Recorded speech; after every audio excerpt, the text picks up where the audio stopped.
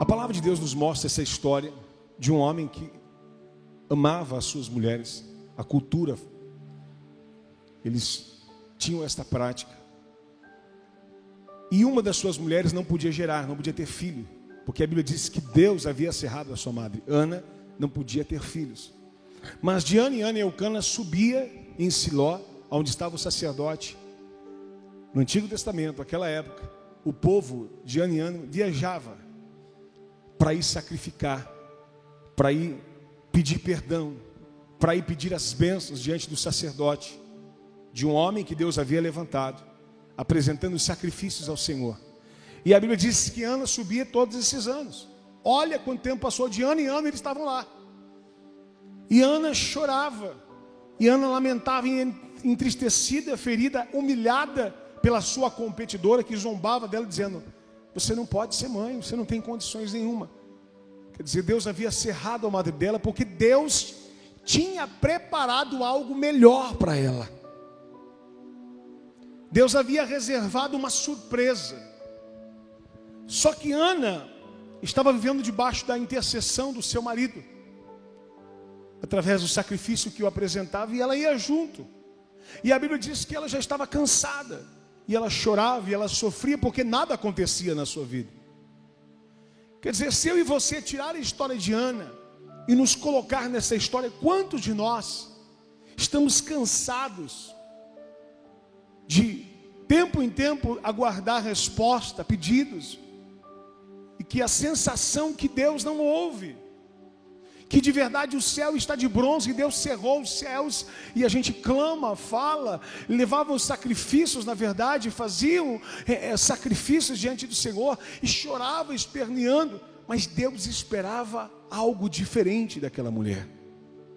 Deus esperava um posicionamento dela. Na cabeça dela, ela estava fazendo tudo certo. E há muitas pessoas assim hoje, vivendo dentro da igreja, da casa do Senhor. Elas dizem: eu vim para a igreja, não de ano em ano, porque hoje a igreja é mais perto, os sacerdotes, Deus levantou, multiplicou, disse, o evangelho cresceu, disseminou, a semente prosperou sobre a terra. Hoje nós não precisamos viajar quilômetros para procurar uma igreja, onde qual Deus levanta líderes, sacerdotes que apresentam ao Senhor, que oram, que buscam a Deus, porque hoje Deus ele quebrou, rasgou o véu do templo e nos fez todos sacerdócios reais, nação santa, povo adquirido. Mas escute, ainda existem as pessoas que continuam se sacrificando e chorando e lamentando diante de Deus, achando que é isso que vai mover o coração de Deus. Pessoas que estão vivendo debaixo de um medo, de um pavor, e dizendo: olha Deus, eu estou aqui, Senhor, pelo amor de Deus, fala comigo, me surpreenda. Quer dizer, por tanto tempo nós vemos como Ana vivenciando aquela mediocridade espiritual, quando Deus está dizendo: escute, lá na frente nós entendemos isso, porque nós conhecemos a história de Ana, porque a história de Ana não para aqui, a história de Ana continua no livro de 1 Samuel, e nos mostra o que aconteceu no final. Por isso que a gente pode dizer: puxa, como Deus é fiel, como Deus é tremendo. Mas se nós não soubéssemos o restante dessa história, talvez culparíamos a Deus porque não havia respondido. Por que é que Deus está fazendo isso? Por que é que Deus está permitindo eu passar por tantas provas, por tantas lutas, tantas buscas, e não acontece nada? Quer dizer, na cabeça de Ana, ela estava fazendo o que era suficiente. Há muitas pessoas que estão chorando, que estão lamentando, que estão fazendo aquilo que elas acham que é busca, e de tempo em tempo chorando, indo apresentar a Deus sacrifícios, quando Deus na verdade está esperando algo novo. Deus está esperando o nosso coração, o nosso clamor, a nossa entrega, a nossa consagração, a nossa confiança em Deus. Quer dizer, Deus está dizendo: peraí, filha, você não está entendendo, você não está compreendendo o que está acontecendo. Na cabeça dela, ela ficava chorando porque ela era envergonhada. Na cabeça dela, ela olhava para ela e não tinha filhos, e olhava para Eucana e dizia, Eucana e dizia: meu Deus, Penina, perdão, e dizia: como é que pode? Olha a minha vida. Ela só ficava comparando a vida dela com a do vizinho. Deus se esqueceu de mim, Deus me desamparou, Deus me abandonou. Ela estava lá chorando desesperada, dizendo: Senhor, por favor, ai Deus, e não sei o que, ia lá e sacrificava. Mas Deus tinha uma expectativa no coração para que ela pudesse fazer a coisa certa, para que ela pudesse atingir o coração de Deus através de um clamor genuíno e verdadeiro diante do Senhor. Escute, na cabeça dela, a vida dela nasceu para sofrer. Ela nasceu para perecer. Há quantas pessoas estão vivendo assim?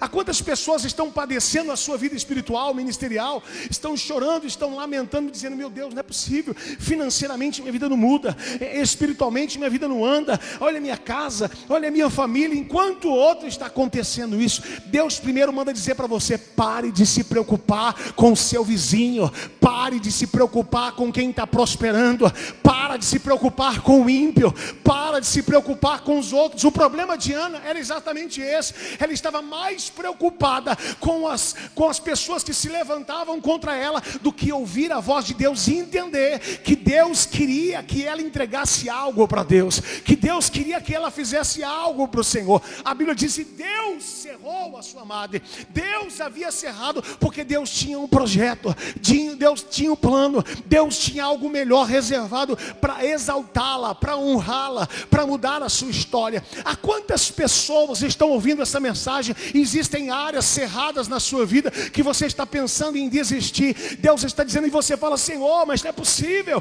por que está acontecendo isso? Irmãos, a sensação que nós temos é que a culpa estava em Deus, que Deus faria aquilo de propósito e se mantinha daquela forma em não ouvir o seu pedido. Quer dizer, no dia que ele almejasse, ele ia falar: ah, hoje eu vou te abençoar, ah, hoje eu decidi, você vai ser abençoada. Não, ela precisava entender que áreas da vida dela precisavam ser quebradas. E quais?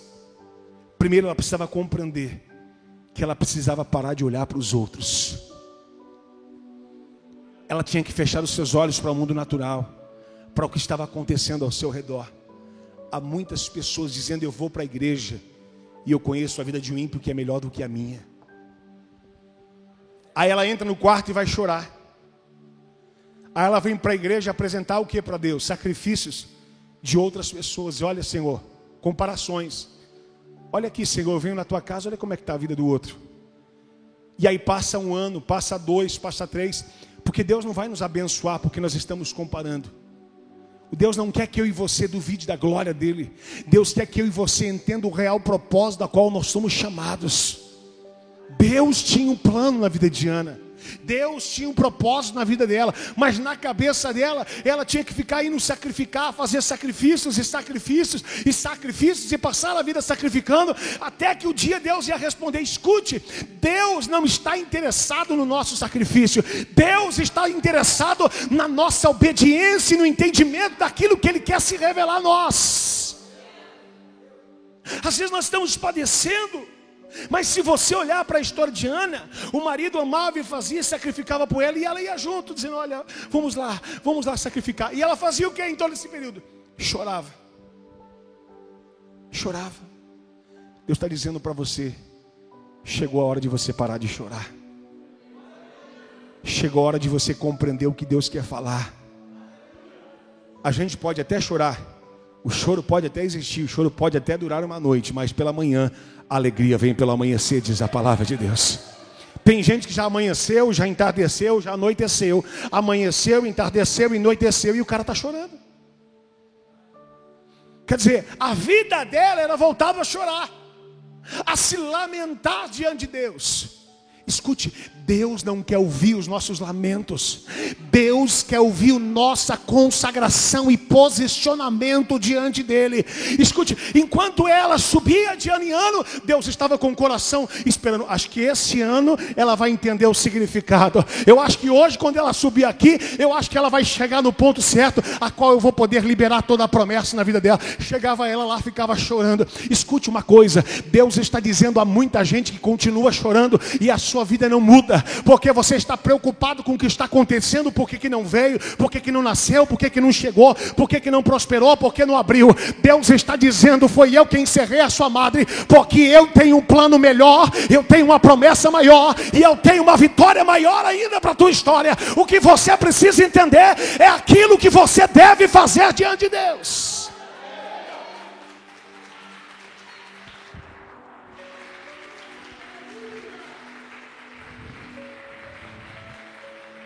O tempo todo, Ana subia e já não comia e nem bebia e chorava. Deus está dizendo: escute, Ana, por que é que você está vivendo assim? O que está acontecendo com você, Ana? Dá até a impressão, se a gente não entender o texto, que isso moveu Deus, que o nosso sacrifício e choro comoveu o coração de Deus. Não foi nada disso. Foi o dia que ela entendeu que ela não podia só ficar chorando, ou questionando e apontando e mostrando a vida dos outros. Ela precisava entender que ela precisava votar um voto e clamar ao Deus do Senhor dos céus, ao Senhor dos senhores.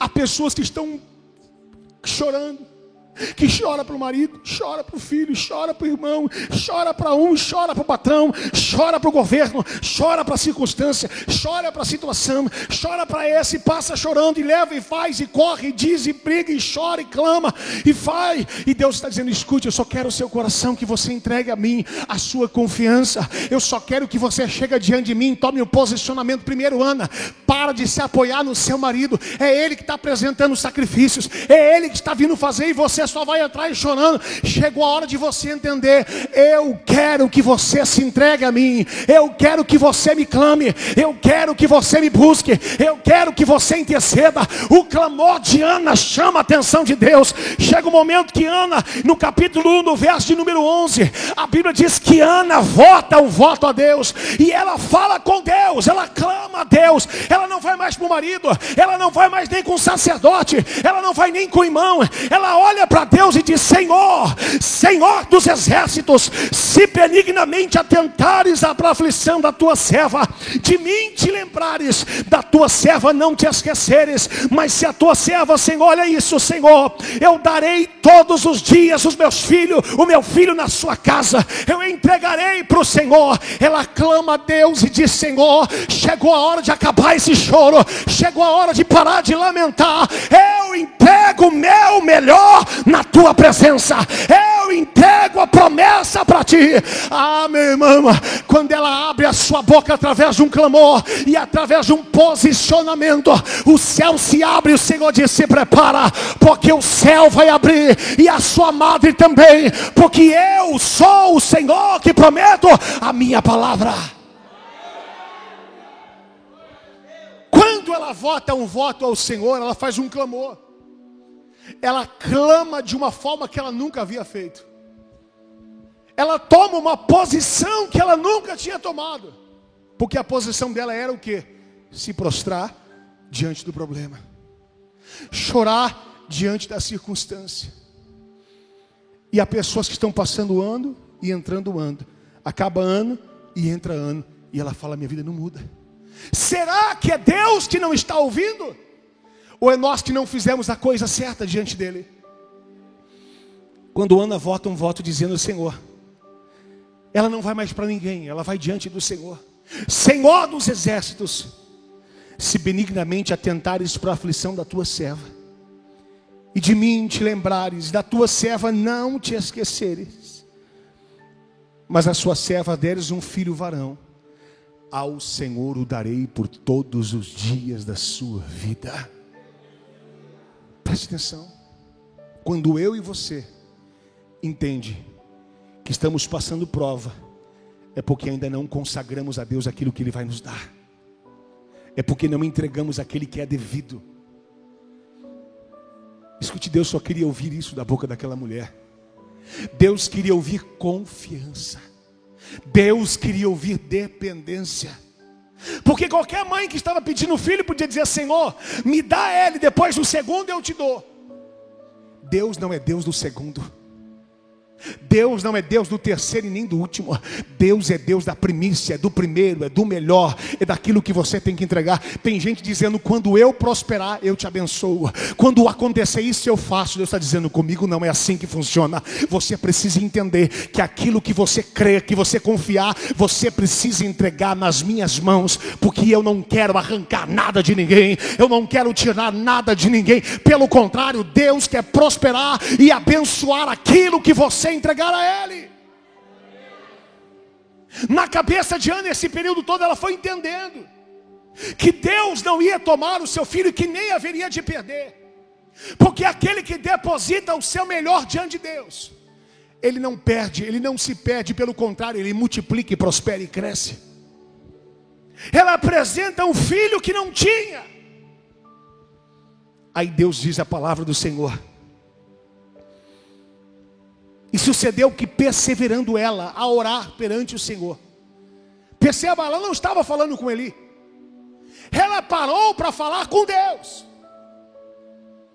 Eli, olhando para ela, e viu o que ela estava fazendo. Foi quando ele teve como embriagada. Mas todo ano ela subia na dependência do sacerdote. Mas todo ano ela subia na dependência do irmão que orava por ela. Mas todo ano ela subia na dependência de alguém que colocasse a mão e dizia: filha, vai ser abençoada. Mas a vida dela não mudava. Quando Deus estava dizendo: escute, quando você tomar uma posição, eu mudo a tua história. Ela queria que o marido, que o sacerdote, que as pessoas fizessem por ela. A quantas pessoas atribuem a culpa a outrem porque não prospera, porque não crescem, porque não amadurecem espiritualmente, porque não conhecem a Bíblia, porque não sabem orar, porque a culpa vai ser sempre de alguém. Escute uma coisa: nunca ninguém me ensinou a orar. Quando você quer alguma coisa, você vai atrás, você ora, você busca. E eu vou dizer, meu irmão, não tem melhor livro de estudar que a Bíblia, porque é o único que o autor está do seu lado. Ah, pastor, mas e Pedro? Escute uma coisa: quem inspirou ele foi Jesus Cristo, foi o Espírito Santo. Ah, mas e João? Quem inspirou ele foi o Espírito Santo. O mesmo Espírito Santo que inspirou ele é o mesmo Espírito Santo que está aqui para falar com você e abençoar a minha e a sua vida. Mas Ana demonstrava uma atitude de dependência, não de Deus, dependência dos outros. Escute, a Bíblia nos mostra de forma efetiva, clara, que Deus tinha traçado algo muito melhor para ela. E que, escute uma coisa, esta revelação que você vai receber dessa palavra: toda luta que se perdura, que se persiste, que se estende, é justamente ela que vai se tornar em dupla porção de glória. Bate no seu peito e diga assim: a dupla porção só acontece para aquele que passou luta. Ninguém tem dupla vitória se nunca passou muita derrota. Ah, eu vou dar um testemunho do quê? Eu venci, mas venci o quê? Testemunho se dá daquilo que você venceu. Venceu o quê? A luta, a dor. Na cabeça dela, esses anos eram anos de desperdício, de provações, de abandono de um Deus que se esqueceu. Escute, traduzindo, Deus está dizendo: o que está acontecendo com você é o trabalhar de Deus para te exaltar sobre a terra. O que Deus está fazendo é para que a glória dele se manifeste. E quando você subir aqui para testemunhar, você vai dizer: aconteceu isso, mas veio um Deus e disse: eu sou o Deus da dupla porção de glória sobre a tua história. Quantos querem dupla porção de honra, de exaltação e de glória? Então se prepare para a prova, porque só tem dupla porção de vitória quem passa por prova. A gente quer o milagre, mas não quer passar por o que é impossível. Escute, se você quer o seu milagre, precisa ter coisas impossíveis, porque milagre só se acontece no impossível. Milagre só se acontece no impossível.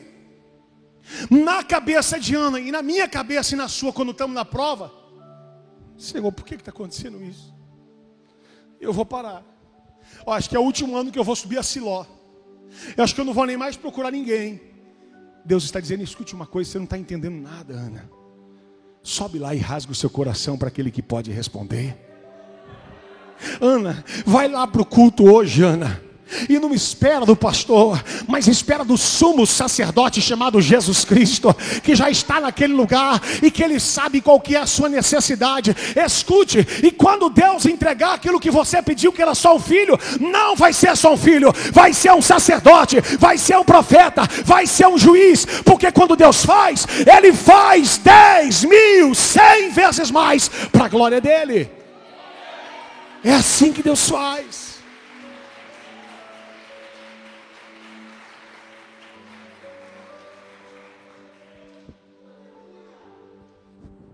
Ana entende que ela precisava clamar a Deus. O clamor requer votos. Preste atenção para você entender essa revelação. O clamor requer posicionamento. Tem gente que está dizendo: Deus, eu vim aqui para te clamar, me abençoa. Me abençoa, e Deus está falando: mais do que você pensa. Mais do que você imagina. Presta atenção. Você está dizendo: me abençoa. Deus está dizendo: antes de você pedir, eu já quero te abençoar. Aí você diz: mas por que Deus não abençoa? Ele diz: é porque com certeza existem tramelas e trancas que estão impedindo que eu entre. Existem portas espirituais que estão fechadas, que eu não posso abrir a sua madre espiritual. Porque eu estou querendo entrar e não estou tendo acesso pelas tuas ações. Você acha que Deus queria tardar para abençoar Ana? Um pai que é mau, sabe dar boas coisas aos vossos filhos, quanto mais o Pai Celestial, se vos pedir, lhes concederá o Espírito Santo. Se eu e você que somos mau, o filho desobedece, a gente fala: eu não vou dar. E quando ele pede, a gente dá 3 vezes mais. A gente que é mau. Imagina Deus aqui hoje o que quer dar para mim e para você.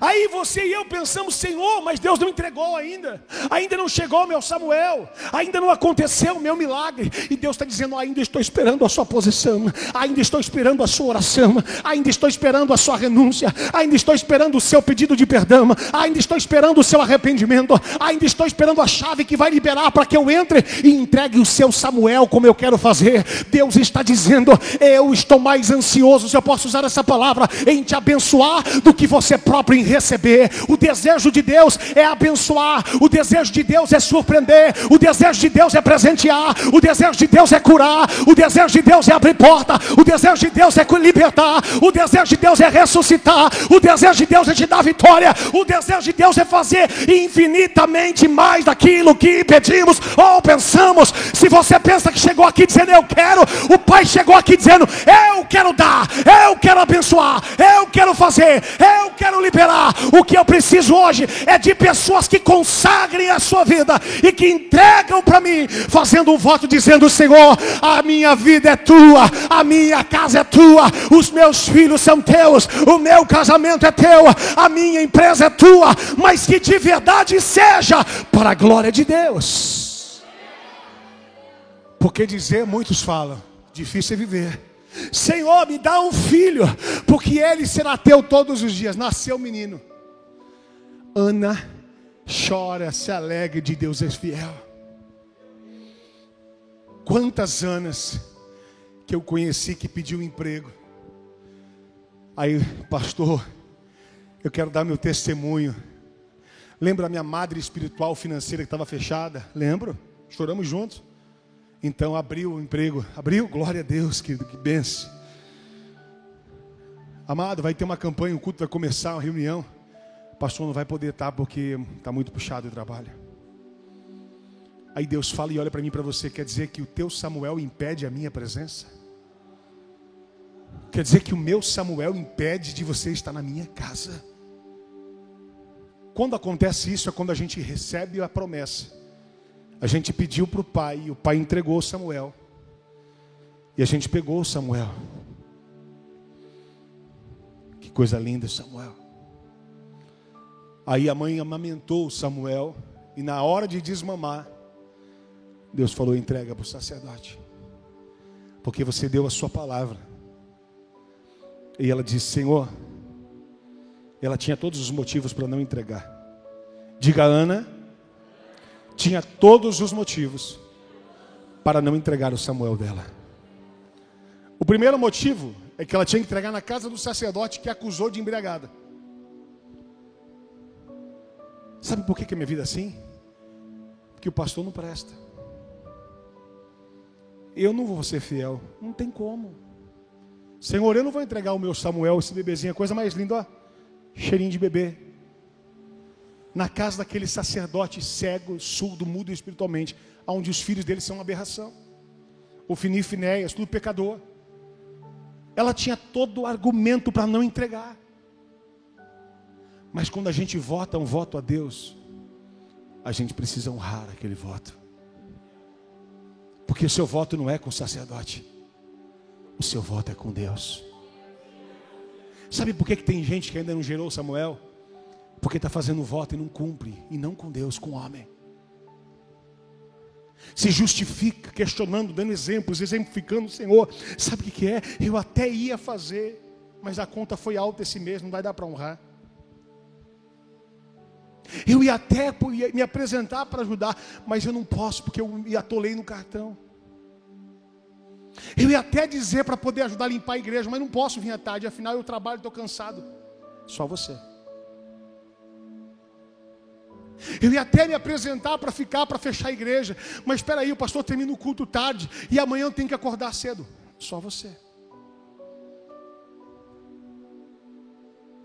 Afinal, a nossa vida é sempre assim. Porque a gente quer o Samuel, mas a gente não quer entregar o nosso Samuel para Deus. Deus entrega Samuel para quem devolve o Samuel para ele. O que é Samuel, pastor? Samuel pode ser os seus dons. Samuel pode ser o seu tempo. Samuel pode ser a sua mão de obra. Não para aquilo que te interessa. É para aquilo que serve os outros.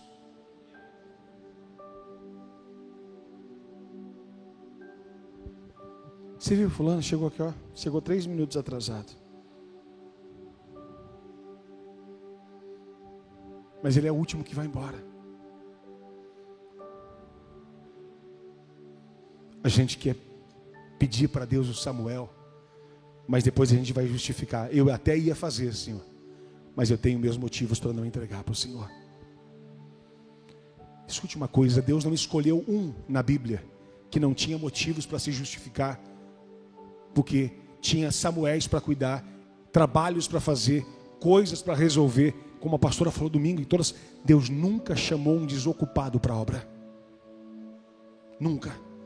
Quando Deus levantou Davi, estava no pasto.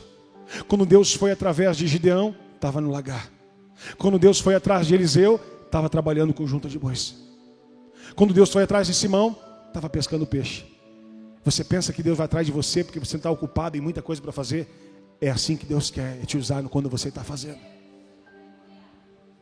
Deus não conta com desocupados. Deus conta com quem tem muita tarefa, com quem tem muitas obrigações. Porque entende que o Samuel vai ser para a glória de Deus. Mas escute, aquele que entrega o Samuel para Deus não perde, porque Deus abriu a sua mão e deu muitos outros filhos para Ana. Mas espera aí, pastor, ele perdeu o Samuel? Não, pelo contrário, aquele que ela deu para Deus foi o maior filho que Deus colocou na mão dela para honrá-la, para abençoá-la. Sabe quem foi Samuel? Samuel era aquele que levantava e ungia reis. Deus está dizendo, quando Deus te entregar um Samuel, ele vai ser ungidor de ungir reis, ele vai ser profeta, ele vai ser sacerdote, ele vai ser juiz, e ele vai levantar muitos reis por onde ele passar.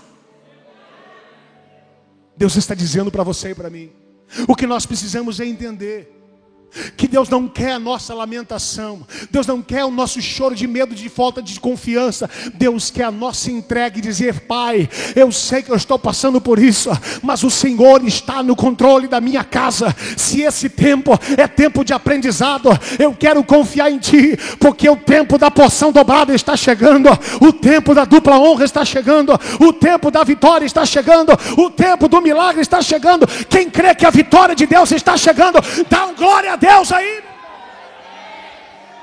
Aleluia.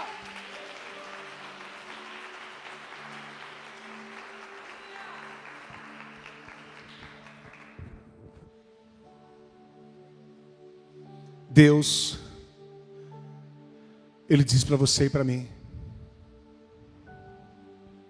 o seu clamor não é a sua fala, é a sua entrega, é a sua vida, é o seu posicionamento. Eu estou clamando e não está acontecendo nada. Tudo que tem na Bíblia de promessa tem uma condição. Diga: tudo que tem na Bíblia de promessa tem uma condição. Quem que não quer só a promessa? Por que igrejas de promessas estão lotadas?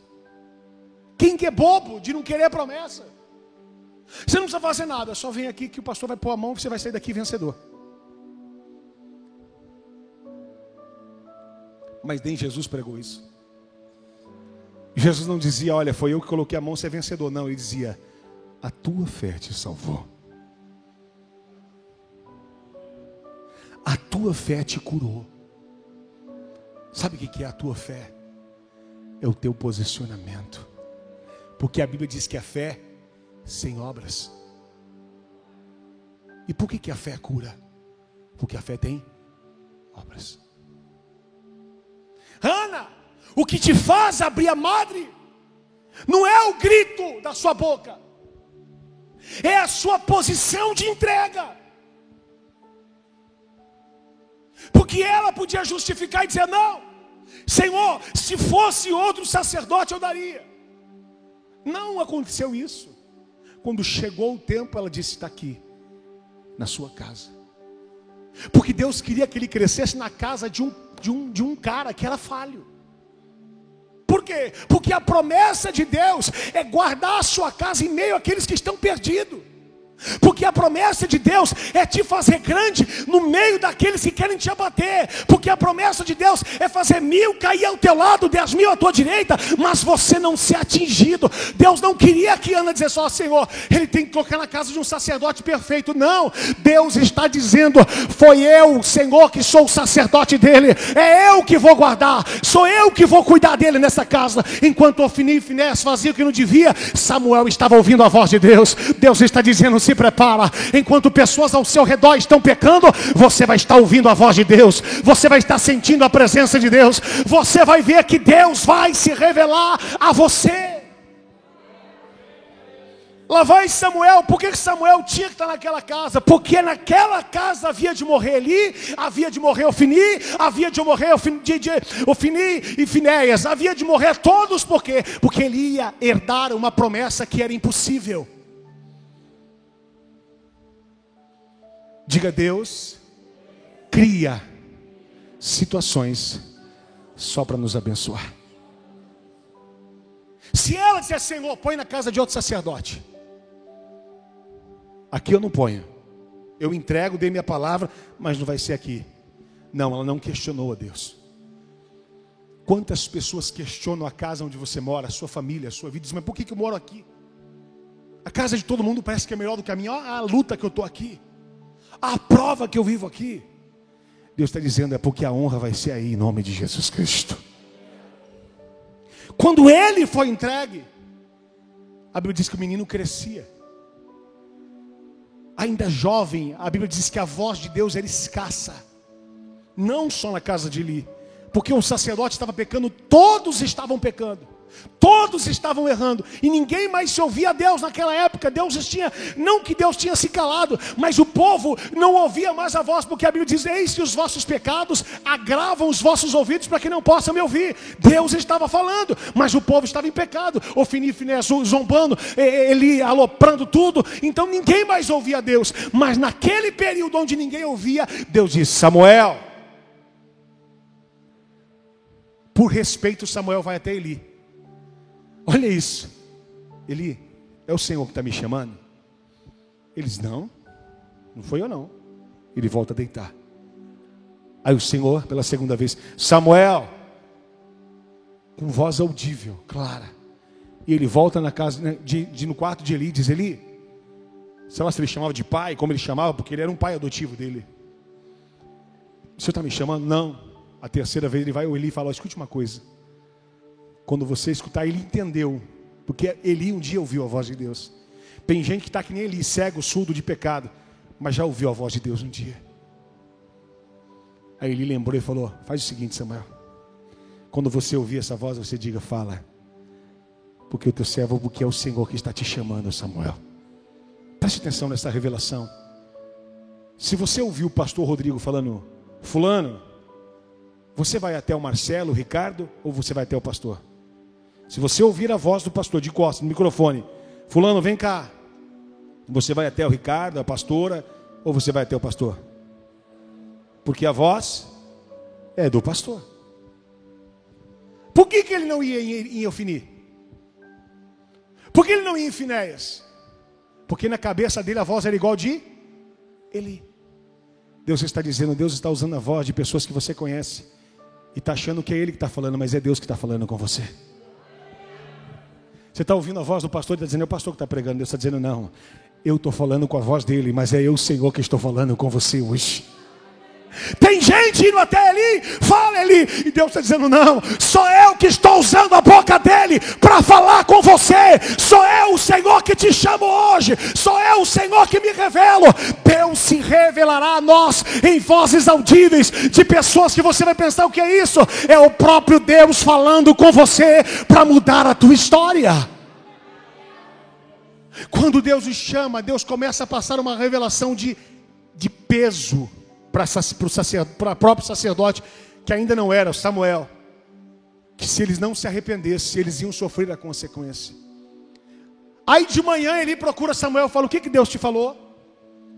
Aí Samuel amava Eli, cresceu lá. Não é nada não. Ele disse: pode falar. Eu sei que o que Deus falou foi duro. Sabe o que eu vejo nessa palavra? Quem peca sabe que está pecando. Quem erra sabe bem que está fazendo errado. Ele falou: pode falar. Eu sei que eu tenho errado. Quando o Espírito Santo está falando, irmãos, a gente erra consciente. A gente peca consciente. E não adianta a gente querer justificar e dizer: não, olha, não é isso. Ele sabia, mas não houve arrependimento. Não houve mudança. Continuaram pecando gravemente. E Deus, eles entraram debaixo de um jugo de desobediência. Não foi Deus quem pesou a mão, foi o pecado. Se a pessoa sai para roubar e ela morre no assalto, a culpa não foi de Deus. A consequência do pecado, a consequência do erro é morte. O salário do pecado é a morte, diz a palavra. Mas o dom gratuito de Deus é a vida eterna. Deus está dizendo para mim e para você: se você se arrepender, se você se humilhar, e se você buscar a minha voz e a minha face hoje, eu tenho um Samuel para você preparado. Eu tenho uma promessa para a sua vida. Eu tenho honra para você. Eu tenho milagre para a tua história. Ana ia passar mais sei quantos anos para que acontecesse um milagre na vida dela, se ela não entendesse que o negócio dela não era com homens, que o negócio dela era com Deus, e que ela precisava tomar só uma posição. Deus está dizendo: madres serão abertas aqui hoje. Se você quer, levante a sua mão assim. Qual madre está fechada na sua vida espiritualmente, financeira, ministerial, emocional, seja qual área, que você olha e fala: meu Deus, parece que não muda, parece que a minha história não sai do lugar. Deus está dizendo: clame a Deus com a sua vida, clame a Deus com posicionamento, clame a Deus com ação prática. Ah, mas eu participei da campanha, pastor. Não aconteceu nada. Ana participou da campanha durante anos e a vida dela continuava do mesmo jeito. O problema não está na campanha, o problema está em quem não faz votos a Deus e não cumprem aquilo que deve se cumprir. Você sabe o que precisa ser feito na sua vida. Ana sabia muito bem o que ela tinha que fazer, Ricardo. Eli sabia que ele estava em pecado. Quando a gente está errando, a gente sabe aonde é que a gente está errando. E sabe o que é o pior? A gente está acreditando que vai ser abençoado, arrastando esse pecado e levando junto com a gente. Deus está dizendo: a madre só vai ser aberta quando você entregar o seu Samuel diante da minha presença. Samuel são valores, são situações que a gente não abre mão. Tem gente que não abre mão de um Netflix para vir para um culto. Tem gente que não abre mão de uma situação que vai acontecer. Vai passar uma novela, vai passar isso. Aí está chovendo, ai que gostoso, uma pipoquinha. Eu não abro mão, eu vou dizer, meu irmão, é por isso que a sua madre não foi aberta. Você acha que Deus não quer abençoar? Você acha que Deus não quer abrir os céus financeiramente? Isso não é pregação de promessa. O desejo de Deus é esse.